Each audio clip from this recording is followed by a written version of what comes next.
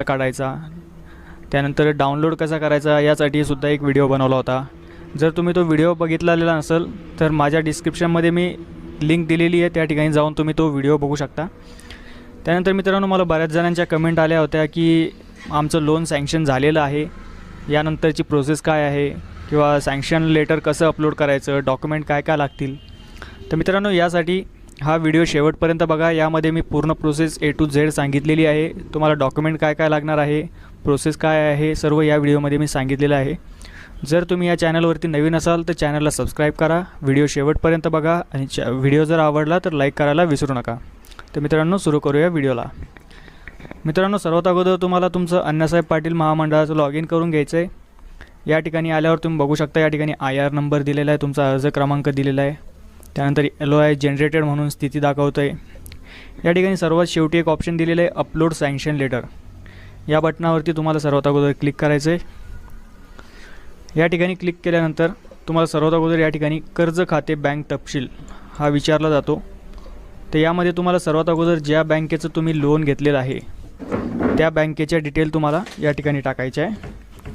यामध्ये तुम्हाला सर्वात अगोदर ज्यांच्या नावाने लोन घेतलेलं आहे त्यांचं नाव टाकायचं आहे. त्यानंतर या ठिकाणी तुम्हाला तुमचं लोन अकाउंट नंबर टाकायचा आहे. लोन अकाउंट टाकल्यानंतर कर्जाचा हप्ता, म्हणजे तुम्ही महिन्याला परतफेड करणार आहे की 3 महिन्याला की 6 महिन्याला की वर्षाला तुमचं व्याज EMI असणार आहे, त्यानुसार तुम्हाला या ठिकाणी हे ऑप्शन सिलेक्ट करायचं आहे.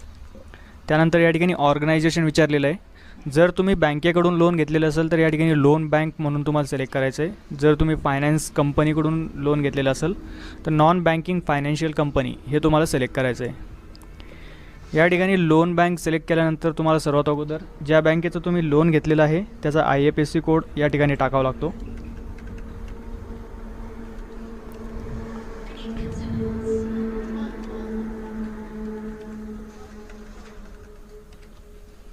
IFSC कोड टाकल्यानंतर या ठिकाणी बँकेचं नाव आणि शाखेचं नाव हे ॲटोमॅटिक येतं. हे आल्यानंतर या ठिकाणी तुम्हाला कर्जाचा प्रकार सिलेक्ट करायचा आहे, म्हणजे तुम्ही टर्म लोन घेतलेलं आहे, कॅश क्रेडिट घेतलेलं आहे, ओव्हरड्राफ्ट घेतलेलं आहे. जे लोन तुम्ही घेतलेलं असेल तो प्रकार तुम्हाला या ठिकाणी सिलेक्ट करायचा आहे. त्यानंतर बँकेने किती रक्कम तुम्हाला मंजूर केलेली आहे ती रक्कम या ठिकाणी तुम्हाला टाकायची आहे.